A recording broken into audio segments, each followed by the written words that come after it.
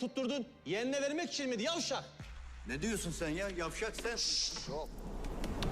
Süzülerek, süzülerek, süzülerek, süzülerek uçuyoruz burada. Hızımıza denk yok, başınıza dert. Hepinizi görüyorum yukarıdan et.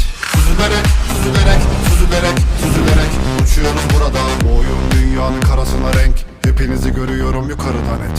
Buraların kuralı bu. Kuramadığın oyunudur. Kara duyuru bu. Hepinizi görüyorum. Bulamadı yine yolu. Biri bizi görüyor mu? Dibe kaçıp Arkadaşlar! Yapmayın arkadaşlar! Süzülerek, süzülerek, süzülerek, süzülerek uçuyoruz burada. Ulan lanet olsun sana da siyasetine de başımızı açtın işlere bak lan. Ne oldu Şahin Efendi?